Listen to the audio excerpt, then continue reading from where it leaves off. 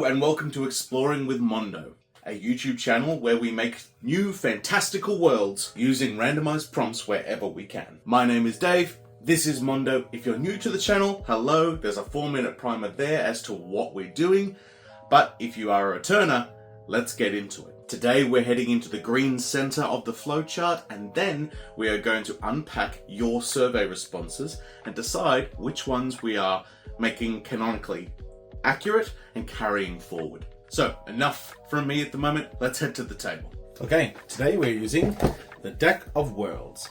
The Deck of Worlds works similarly to other systems we've seen by this publisher, in that we have lots of different cards. Those cards have multiple prompts on them, and we combine them together. This will create for us a region, along with a couple of landmarks, and then give us some additional information and context for how those landmarks and those regions are considered, and the people who might live there. Broadly speaking, we're going to use all of these. We're going to take our time with this though. The Advent cards give the place an event, something is happening there currently. There is a chance that if the place is interesting enough, we might just leave it. If it needs a little bit more zazz, we will draw from here, but I'll make a roll to determine whether the event is in the past or it's in our present, kind of at the end of the world building timeline. Is the event at the very end, or is the event somewhere in the history of this place? In which case we can decide how it concluded as well.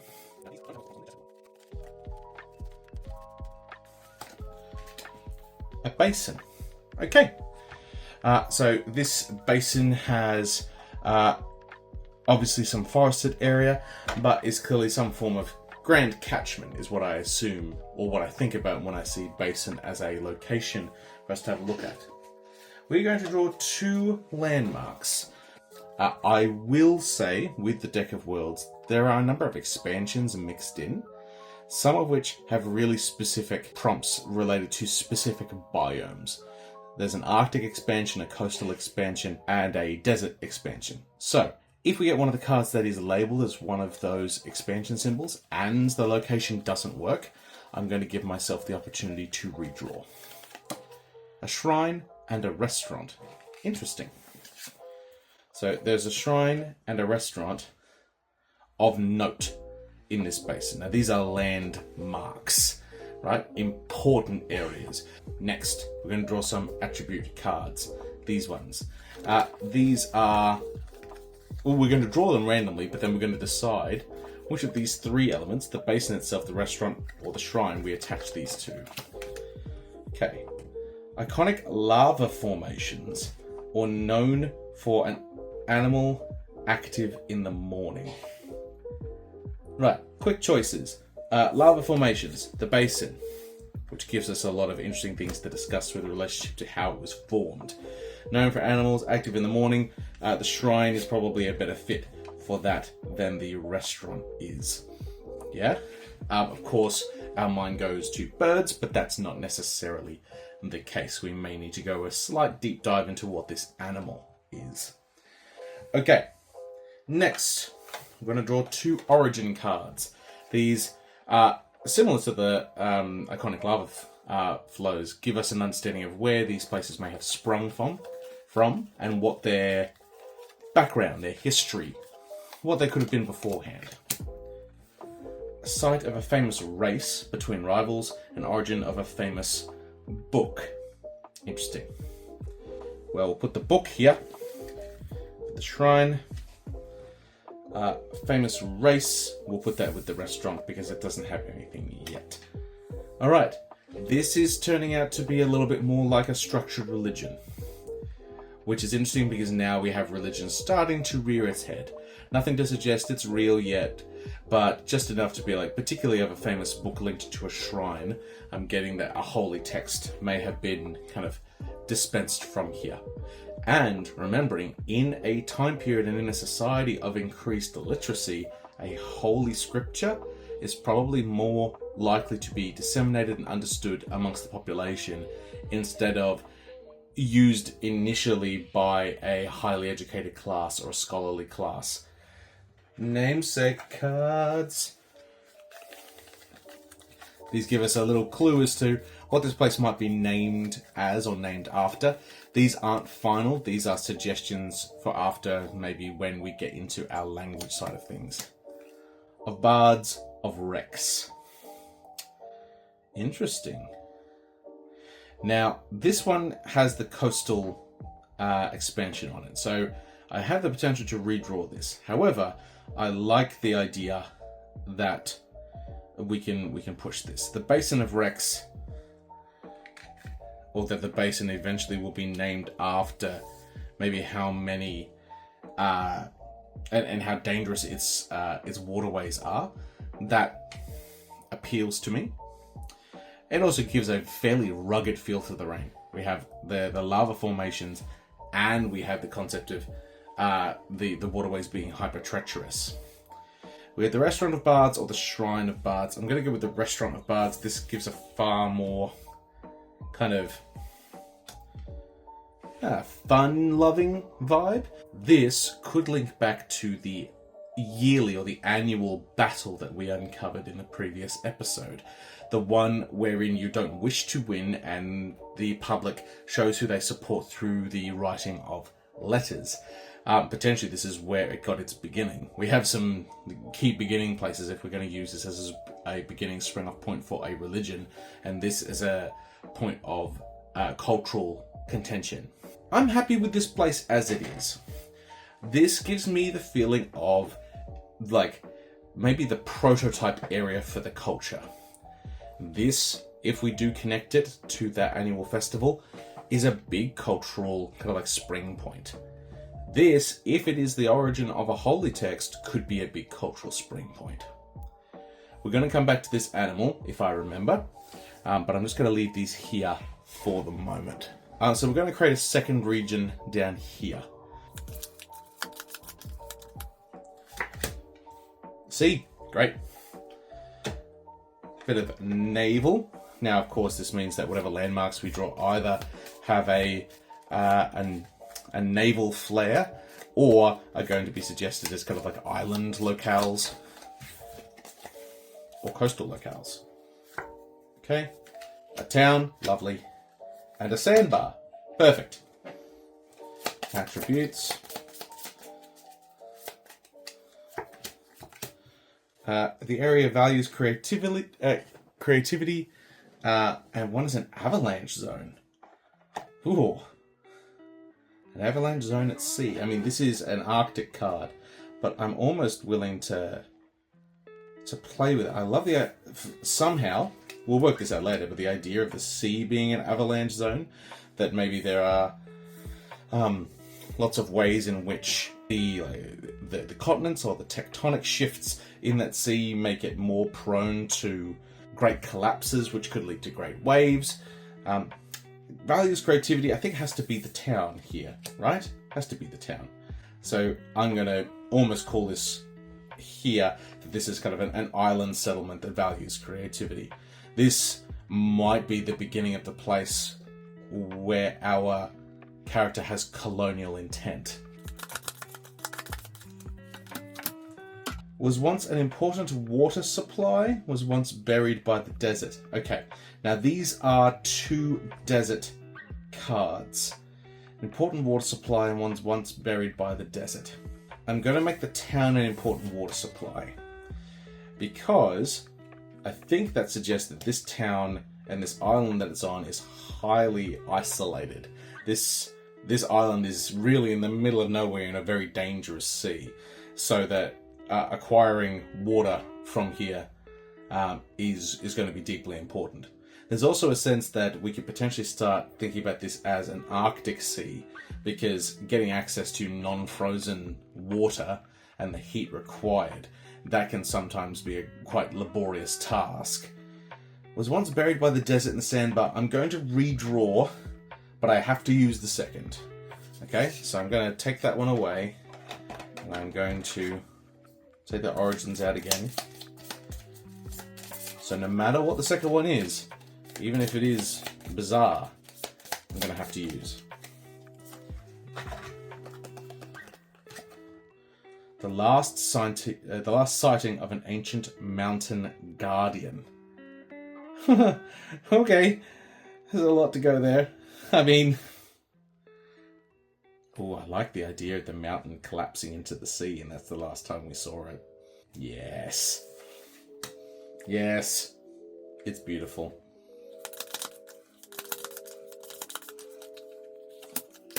Of wolves and of gems. Okay. Well, the sandbar of gems at least gives it something to go on. So we're going to give that to the sandbar. Sandbar of gems. So it's either the Sea of Wolves or the Town of Wolves. The town values creativity and was once an important water supply. If I connect this to the town, this starts to suggest culture for the town here, which might lead us down a Viking-y route for like sea wolves. I'm going to put it on the town. But I'm going to kind of commit now to not falling into just a Nordic stereotype here. That we're going to focus on the fact that, like, how isolated it is. That these wolves, maybe we'll focus on a different aspect of wolfiness than we normally see. Alright, I am going to draw an advent card for the sandbar. Just because the sandbar has so little to go on. And do I have any dice nearby? Yes, I do. And I want to give it something, you know? It's the only site on here that only has one card attached. This event is only going to be at the zenith of our timeline, at the end, if this rolls a 6. Anything else, it has been beforehand, and we'll add it to our history. 1. Great. And that might even indicate this is a very early event in our timeline. Advent cards, they have 2 options. Once again, either the one that is correctly facing us or the one on the right.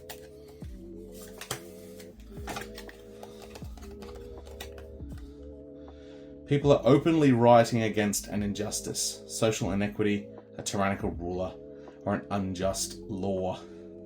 People openly rioting does say to me that there are people on this sandbar.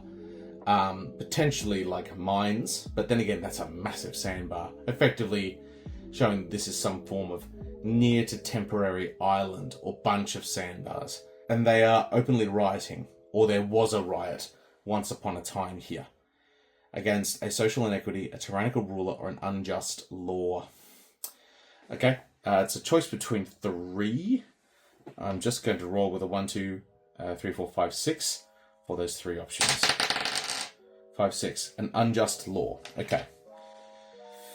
So very early in our history, potentially, on this sandbar of gems, which of course is a place where gems were being extracted, there was some form of riot against an unjust law, probably based on kind of like ownership or rights. This could link to our understanding of the petty battle from previous, so kind of the mines being important. But then again, we also know that the mines could be linked to our new metal, which goes all the way back to our new form of metallurgy, if we end up with the new ore being the thing from the survey. Now, just remember that I have this expansion pack. This expansion pack is the Keyhole expansion. This asks a cultural question, and it doesn't provide an answer, but what it does do is it asks us a question that highlights a particular part of a society that is of interest. Now, either if the question has an interesting answer, I'm just going to spin it out immediately. However, if it doesn't have an immediate interesting answer, I'm going to keep it as a potential tangent. This card's going to be connected to that island culture of the town of wolves out in the middle of the ocean somewhere. Just because I feel that that is a culture that requires further thought. What is their belief on the influence of celestial bodies? I love it. I love it. I know that I want to use this to connect to a system that I have for creating star constellations, and because they're a seafaring faction, I'm almost immediately going to put this down to a potential spiritual angle on navigation. So that's how we will answer this question. there's only one thing I want to do, and that is to go back for this animal. Now, the way we do that is, the Deck of Worlds comes with some expansions. This is the Off the Beaten Path expanded guidebook. There are some things that kind of relate to these cards specifically, but others almost just give alongside roll tables. So I'm trying to find, because I know there's one that does ecosystems. 1, 2, 3, 4, 5, 6. 5, 6. Carnivore. Interesting. Okay. We have to make 2d20 rolls. 5, 4, 5, a jackal, 4, a pack hunter. Okay. So, around this region of the shrine, there is an animal known for being active in the morning, so packs of jackals are around this shrine, or jackal-like creatures. At this point, we are assuming that they are jackals until we hear otherwise in particular, but that kind of gives this place and the basin more broadly even more sense of being not only inland but isolated, rugged, dangerous. Yeah? Almost like these two areas would be bracketed by civilization in the middle. So the basin would be further inland, maybe a place where kind of this nation started, its cultural heritage is from there. They move towards the sea, and this sea is beyond them, out from here. Yeah, I'm certainly picturing that kind of squished between these two is the region primarily held by the nation. All right, we have lots of things to consider here. The Restaurant of Bards, which at this point, now I've said it enough times, I'm probably going to link back to that yearly competition. A Basin of Rex, which its waterways are dangerous and formed by lava probably eons ago. A shrine known for a morning roving packs of jackals. The origin point of a famous book, a holy text. The Sandbar of Gems, where once upon a time there was a grand riot against an unjust law.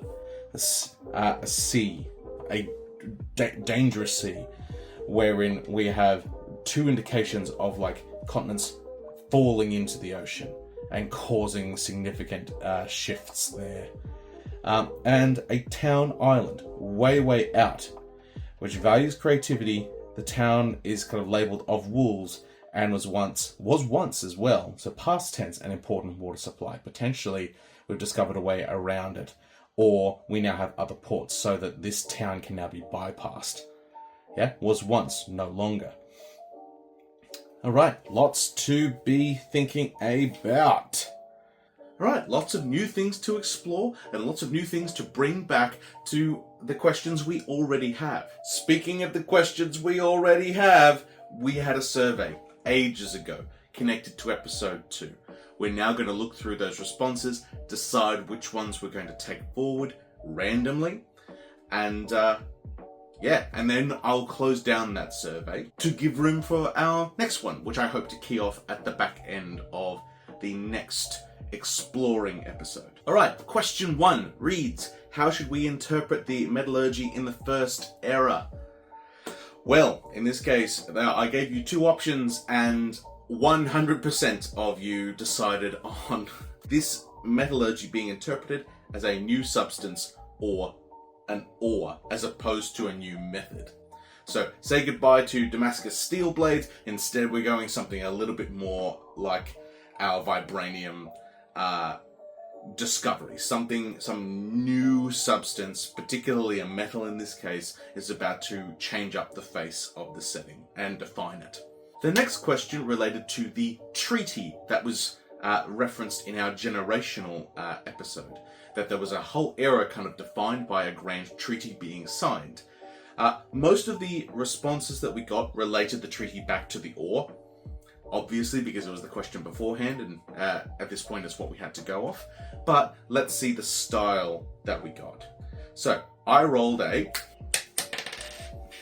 that's a 1, and of course it was out of 4 potential responses for this question, and so response number 1 was this one, and it says, the use of and distribution of the new substance or ore was the focus of the treaty.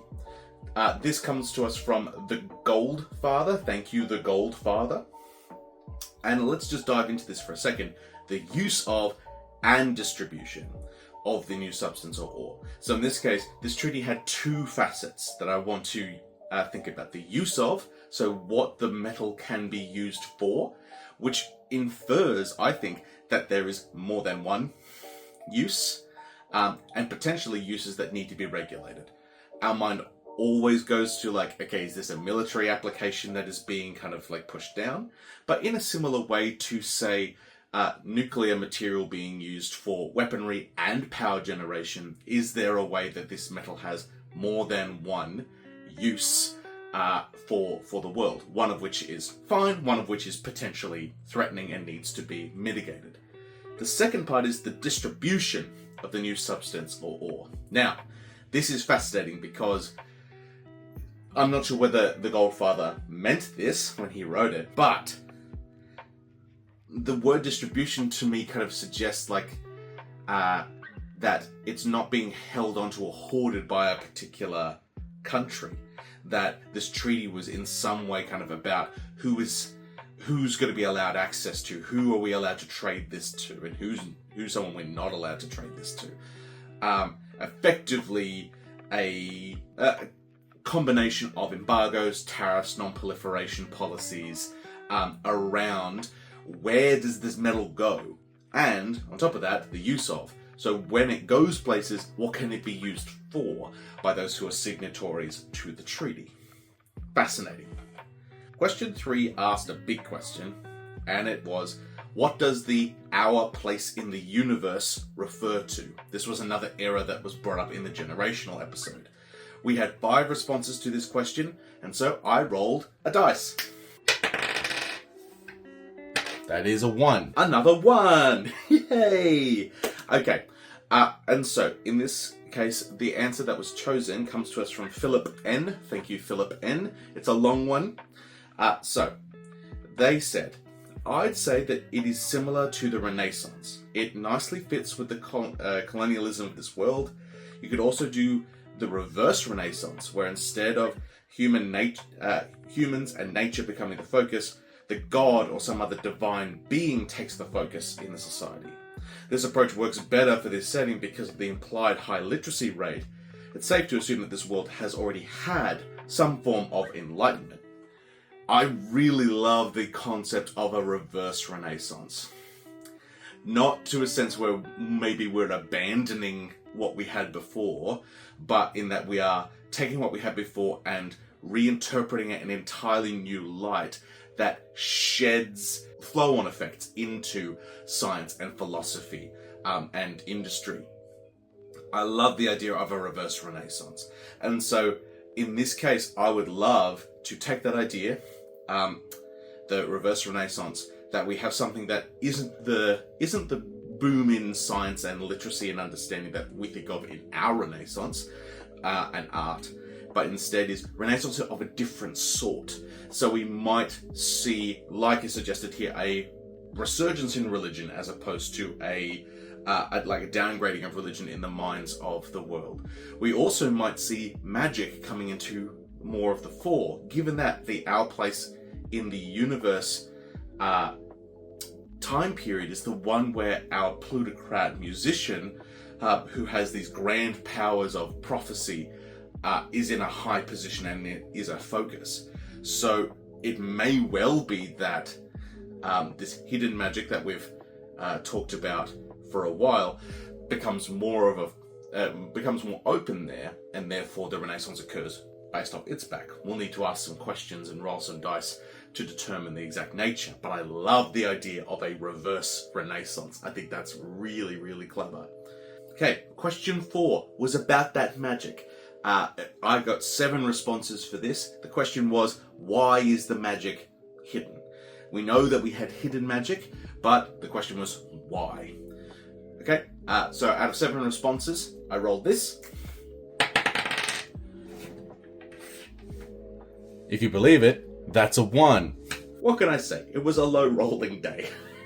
So the answer that was rolled is interesting because the person who submitted this has remained anonymous, but also has connected their answers together. So they had a couple of answers on a particular line of reasoning. You could probably tell what the line of reasoning is when I read the answer to the question. So I'm going to take the parts of it that are able to be extracted out of this context to use. So the answer that was given: why was the magic hidden? The alien bats put an anti-magic gene in the first life forms to prevent their creations from becoming too powerful. The people who have magic are mutants whose gene has been denatured. Obviously, this person had like a big understanding of, particularly the outplace in the universe, coming from some interaction with a interstellar, ancient, bat-like species. But if we take them out for the moment, and we just focus on the concept here that the magic is in some ways genetic, which is bizarre. And I'm glad we got this out now before we went too far into kind of defining the magic system, because we already have the fact that it's linked to music, that it's linked to prophecy, and now we have this genetic angle as well. And those who can use it are like so rare as to kind of keep it hidden. But maybe also a suggestion that the genes have been suppressed, or the magical aspects of genes have been suppressed by some form of design. Maybe we'll discover later the mystery behind why the gene is there, if it does not have just a base biological purpose. And it's great because it effectively means that magic users are X-Men, which I'm happy about because X-Men. What's not to love? Alright, the next question was about language formation down the road. I'm just going to collect those responses. I'm going to slowly build a little database. We're going to use those when we get to our language formation section, which is on the flowchart, and I have no doubt we will get there probably sooner rather than later, because I'm going to want to start naming some things, and that will start to determine language and naming conventions. But we will see those answers come back. So I've collected those, I've put them somewhere safe. We will come back to those later. And I will probably have the same or a similar question in the next survey, just in case you want to chuck in another one, and so we can continue to build. You've put in some funky ones, I will say now, some really interesting ones, which are going to make pronunciation challenging, but that's okay. I gave an open-ended question now about feedback on the channel. There's two I want to respond to. A user called Moonlight was curious about the flowchart and how it functioned, and asked if there was a way within the flowchart to loop back to the top-down or the bottom-up approaches. In this case, the bottom-up approach is difficult to get back to, but all the systems accessible via the bottom-up approach are accessible via other means and methods. So we will still have a chance to see those systems in play. The top-down approach, we can loop to there if we're following a tangent, but there's also, say for instance, there is a backdoor through if we discover a new culture and then we start to look at their mythology, then you can backdoor up to the top-down approach, but with a regional focus. So there are some ways to bounce around, but say for instance, we know we have a magic system. And so once we get to the end of a chain, and then I roll for the dead end contingency, and it says, yo, follow a tangent, follow your heart, we might go, well, we're just going to portal up and we're going to work out what the magic is. Yeah, because it's a pressing question that we need answers to. So that allows us to bounce around inside the flowchart and effectively pick our own starting point if it links to something that has a big question that needs answering. Yeah, it doesn't allow us to go full random anywhere in the table, but it allows us to follow our instincts where we need an answer for this question, and this is where an answer to that question can come from. We'll teleport there and we'll continue from that point. I realize to some degree that defeats the purpose of flowcharting fully, but in this case it does allow us to hold on to a question for a long time until we get kind of the allowed opportunity to bounce and answer it fully. And I think that's worked well in our favor, once again using this magic as an example, because we've already learned quite a bit about the magic before we get told the specifics from a specific magic generation subsystem. And we'll have to fit that with what we already know. And so in this respect, having that question simmering for a long while has been good for us. A user called Rando, or identifying themselves as Rando, has asked that I share the flowchart as a PDF to viewers. Now, I can. There's one problem in that I keep updating the flowchart because I keep discovering new systems, or I just keep discovering new ways to use the products I have to answer certain questions. So the flowchart keeps updating and keeps it's a project in and of itself, because it is a meta system of world building, in that it's a system of systems. I can certainly start to upload the flowchart as I update it.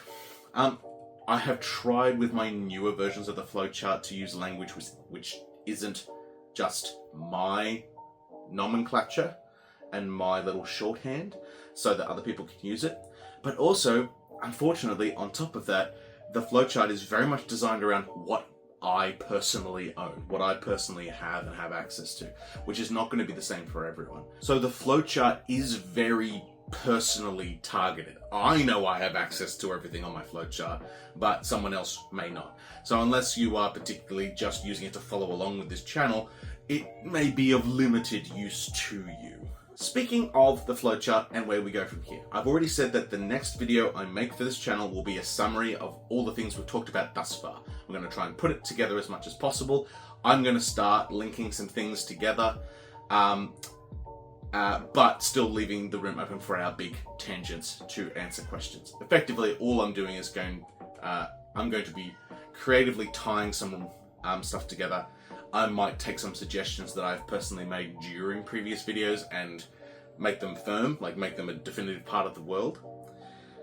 But after that point, we are going to follow this line out, because I'm fascinated by our little island culture, the island of the Town of Wolves. I really want to explore that island nation, and so we're going to go into the settled area section of the flowchart, and I rolled this for our D3 options. 3. The first non-one of the day. Wonderful. So we're going to go to the Astonishingly Random Tables, which is a book I own, particularly its tables on population and architecture as our first stepping point. We'll then proceed down that chain as far as we can get in one video, and then, if we still have time, loop back to it's also a new culture, and so we'll start having a look down there, which might get us to the language maker, maybe. You'll also notice that the language maker is noted mine, because I developed that system. And so once we get up to it, you can judge me as to like whether it works or whether it doesn't, and you can help me kind of play test, if you will. What I have tried to do is have a series of roll tables, etc., help us generate a very, very basic language and naming convention schema that you can tell me if it's great or if it's trash, and we can, or if there is another product that does a similar thing that should go there instead of my product. Cool. Thank you to everyone who submitted survey responses. All of those ideas are really, really interesting and have really spun the world up. A reverse renaissance, genetic aspects to magic casting, the idea that the metal has both distributive and kind of utilization, kind of variation within it. Mwah! Beautiful. You're all very intelligent and I love you. And I will see you next time on Exploring with Mondo.